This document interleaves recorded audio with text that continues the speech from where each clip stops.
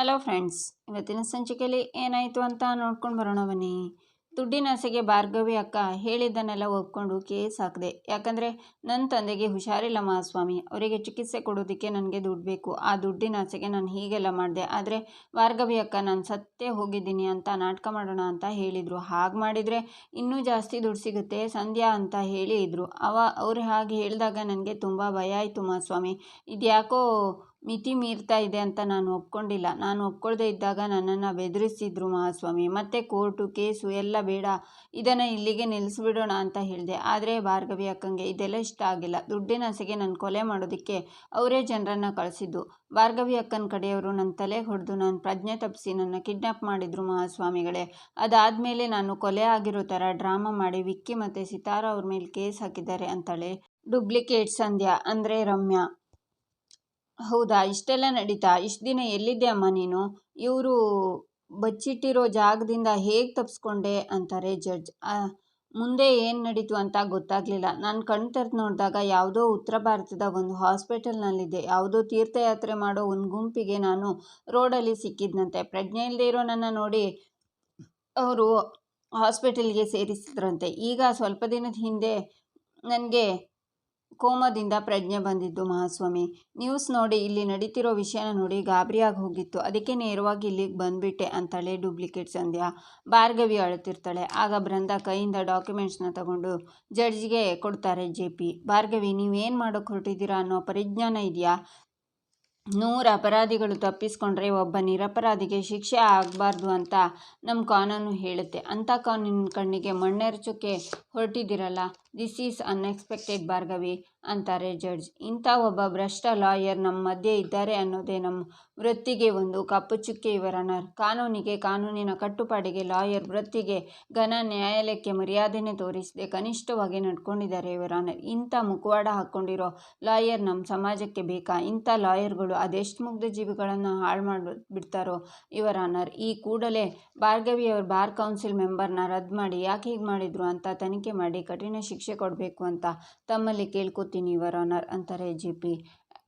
Advocate Bhargavi LLB ಅವರು ಮಾಡಿರೋದು ಮಹಾ ಅಪರಾಧ. ಒಬ್ಬ ಲಾಯರ್ ಆಗಿ ಕಾನೂನಿಗೆ ಮಸಿ ಬಳಿಯೋದು ನ್ಯಾಯಾಲಯ ಒಪ್ಪೋದಿಲ್ಲ.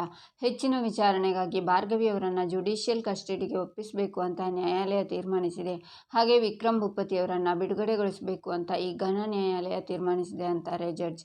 ಭಾರ್ಗವಿ ಹೇಳ್ತಾರೆ.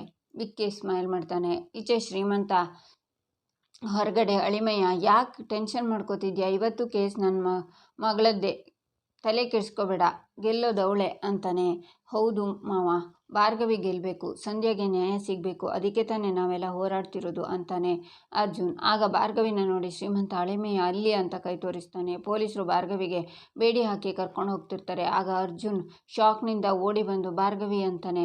ಯಾಕೆ ಸರ್ ಭಾರ್ಗವಿನ ಅರೆಸ್ಟ್ ಮಾಡಿದ್ದೀರಾ ಅಂತಾನೆ. ನೀವು ಒಳಗಡೆ ಬರಲಿಲ್ವಾ? ಇವರು ಸುಳ್ಳು ಕೇಸ್ ಹಾಕಿ ಸಿಕ್ಕಾಕೊಂಡಿದ್ದಾರೆ ಅಂತಾರೆ ಸಬ್ ಇನ್ಸ್ಪೆಕ್ಟರ್ ವಿಜಯ್. ವಾಟ್, ಸುಳ್ಳು ಕೇಸಾ? ಹೌದು, ಸಂಧ್ಯಾ ಸತ್ತೋಗಿದ್ದಾರೆ ಅಂತ ಕೋರ್ಟ್ಗೆ ಮಿಸ್ಲೀಡ್ ಮಾಡಿದ್ದಾರೆ ಅಂತಾನೆ ವಿಜಯ್. ಅಂದರೆ ಅಂತಾನೆ ಅರ್ಜುನ್. ಅರ್ಥ ಆಗಲಿಲ್ವಾ? ಅಲ್ಲಿ ನೋಡಿ ಸರ್ ಅಂತ ಬೃಂದ ಮತ್ತು JP ಜೊತೆ ಬರ್ತಾ ಇರೋ ಡೂಪ್ಲಿಕೇಟ್ ಸಂಧ್ಯಾನ ತೋರಿಸ್ತಾರೆ ವಿಜಯ್. ಅವಳನ್ನು ನೋಡಿ ಸಂಧ್ಯಾ ಭಾರ್ಗವಿ ಅಂತಾನೆ ಅರ್ಜುನ್. ಕಾನ್ಸ್ಟೇಬಲ್, ಜೀಪ್ ಹತ್ಸಿ ಅಂತಾರೆ ವಿಜಯ್. ಭಾರ್ಗವಿ ಜೀಪಲ್ಲಿ ಕೂತ್ಕೋತಾಳೆ. ಅರ್ಜುನ್ ಶಾಕ್ನಿಂದ ನೋಡ್ತಾನೆ. ರವಿಯವರು ಶಾಕ್ನಿಂದ ನೋಡ್ತಾ, ಸಮಾಧಾನ ಆಯ್ತಪ್ಪ, ಈಗ ನ್ಯಾಯಕ್ಕೋಸ್ಕರ ಹೋರಾಡ್ತಿದ್ದು ನನ್ನ ಮಗಳನ್ನು ಅಪ್ಪ ಮಗ ಇಬ್ಬರು ಸೇರಿಕೊಂಡು ಜೈಲಿಗೆ ಕಳಿಸ್ಬಿಟ್ರಲ್ಲೋ, ನಿನ್ನಂಥವನ್ನ ನಂಬ್ಕೊಂಡು ಬಂದ್ಲು ನನ್ನ ಮಗಳು ಅಂತಾರೆ. ಮಾವ, ನಿಜವಾಗ್ಲೂ ನಾನೇನೂ ಮಾಡಿಲ್ಲ ಅಂತಾನೆ ಅರ್ಜುನ್. ಸಾಕು ನಿಲ್ಲಿಸು, ಮಾತಾಡಬೇಡ ನೀನು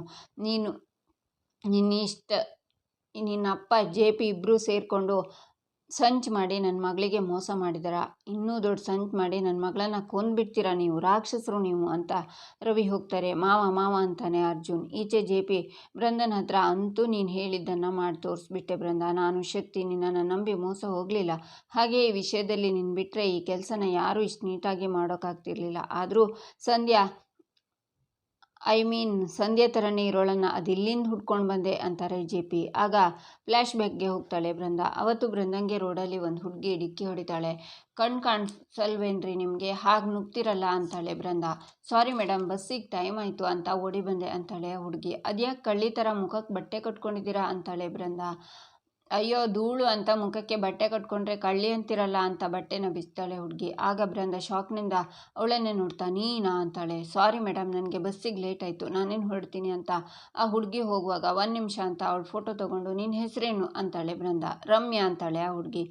ಇನ್ಮುಂದೆ ನಿನ್ನ ಹೆಸರು ರಮ್ಯಾ ಅಲ್ಲ ಅಂತ ಅವಳನ್ನು ಕಾರಲ್ಲಿ ಕೂರಿಸ್ಕೊಂಡು ಅವಳಿಗೆ ದುಡ್ಡನ್ನು ಕೊಡ್ತಾಳೆ ಬೃಂದ. ಸದ್ಯಕ್ಕೆ ಇದನ್ನು ಇಟ್ಕೊ, ಮುಂದೆ ನಿನ್ನ ಜೀವನನೇ ಬದಲಾಗುವಷ್ಟು ಕೊಡ್ತೀನಿ ಅಂತಾಳೆ. ಖುಷಿಯಿಂದ ದುಡ್ಡನ್ನು ಎಣಿಸ್ತಾಳೆ ರಮ್ಯಾ. Well done. ಈ ವಿಷಯದಲ್ಲಿ ನೀನು ನನ್ನ ಸೊಸೆ ಅನ್ನೋದಕ್ಕಿಂತ ನಾನು ನಿನ್ನ ಮಾವ ಅನ್ನೋದಕ್ಕೆ ಗರ್ವ ಆಗ್ತಿದೆ. Really well done. ಬಹುಶಃ ನೀನು ಈ ಕೆಲಸ ಮಾಡಿರಲಿಲ್ಲ ಅಂದರೆ ಸಿತಾರ ಅವರು ಜೈಲಲ್ಲಿ ಕೊಳಿಬೇಕಾಗಿತ್ತು. ನನ್ನ ಶಕ್ತಿ ಸಂಬಂಧ ಮುರಿದು ಹೋಗ್ತಿತ್ತು. ಆದರೆ ಈಗ ಆ ಸಂಬಂಧ ಇನ್ನೂ ಗಟ್ಟಿಯಾಗಿದೆ. ಭಾರ್ಗವಿ ಜೈಲಿಗೆ ಹೋಗಿದ್ದಾಳೆ. ಇದಕ್ಕಿಂತ ಖುಷಿಯಾದ ವಿಷಯ ಯಾವ್ದು ಬೇಕು? ಈ ವಿಷಯದಲ್ಲಿ ನಿನ್ನ ಋಣ ನನ್ನ ಮೇಲಿದೆ ಬೃಂದ ಅಂತ JP ಕೈ ಮುಗಿತಾ. ನೀನೇನು ಬೇಕು ಕೇಳು, ಕೊಡ್ತೀನಿ. ನಿನ್ನ ಆಸೆ ಏನಿದೆ ಅಂತ ಹೇಳು, ನಾನು ನೆರವೇರಿಸ್ತೀನಿ ಅಂತಾರೆ JP. ಈ ನಿನ್ನ ಉಪಕಾರಕ್ಕೆ ಯಾವಾಗಲೂ JP ಋಣಿಯಾಗಿರ್ತಾನೆ. ಹೇಳು ಬೃಂದ, ನಿನಗೇನು ಬೇಕು ಕೇಳು ಅಂತಾರೆ. ಸಮಯ ಬಂದಾಗ ಕೇಳ್ತೀನಿ ಮಾವ ಅಂತಾಳೆ ಬೃಂದ. ಏನು ನಿನ್ನ ಹೆಸರು ಅಂತಾರೆ JP. ಸಂಧ್ಯಾ ಅಂತಾಳೆ ರಮ್ಯಾ. ಬ್ರಿಲಿಯಂಟ್. ನೋಡು ಬೃಂದ ಹೇಳ್ದಂಗೆ ಚಾಚು ತಪ್ಪದೆ ಮಾಡಬೇಕು ಅಂತ JP ಹೋಗ್ತಾರೆ.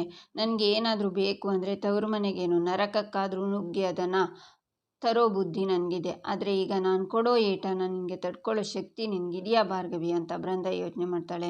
ಈಚೆ ಭಾರ್ಗವಿ ಪೊಲೀಸ್ ಸ್ಟೇಷನ್ಗೆ ಬರ್ತಾಳೆ. ಆಗ ಮೊದಲು ನಡೆದಿರೋದೆಲ್ಲ ಅವಳ ಮುಂದೆ ಬರುತ್ತೆ. ಆಗ ಸಬ್ ಇನ್ಸ್ಪೆಕ್ಟರ್ ವಿಜಯ್ ವೆಲ್ಕಮ್. ಏನು ಮೇಡಮ್ ಹಿಂಗಾಗೋಯ್ತು?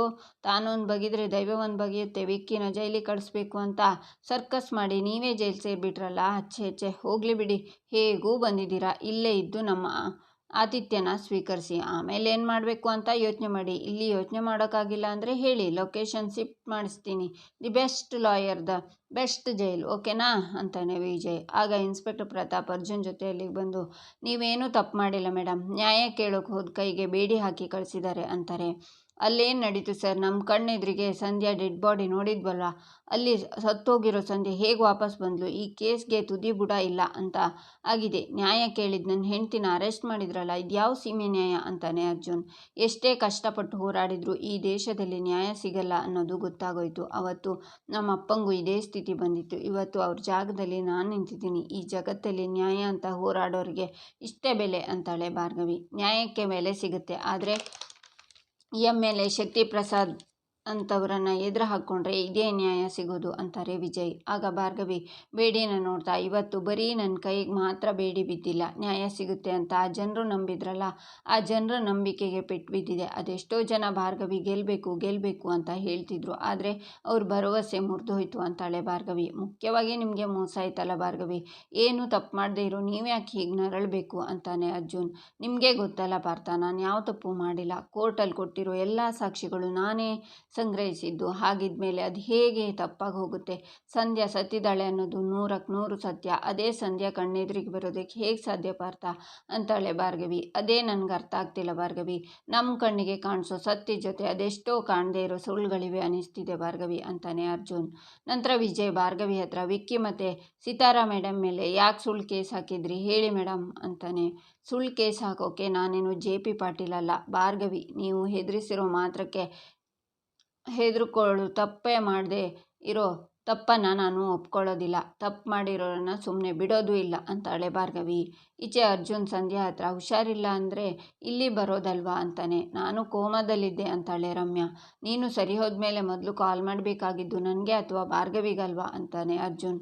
ಆಗ ರಮ್ಯಾ ಸಿಕ್ಕಾಕೋತಾಳೆ. ಇಲ್ಲಿಗೆ ಈ ಸಂಚಿಕೆ ಮುಕ್ತಾಯವಾಗುತ್ತೆ. ಮುಂದಿನ ಸಂಚಿಕೆಗಾಗಿ ನಮ್ಮ ಚಾನಲನ್ನು ನೋಡಿ, ಸಬ್ಸ್ಕ್ರೈಬ್ ಮಾಡಿ, ಲೈಕ್ ಮಾಡಿ, ಸಪೋರ್ಟ್ ಮಾಡೋದನ್ನು ಮರಿಬೇಡಿ.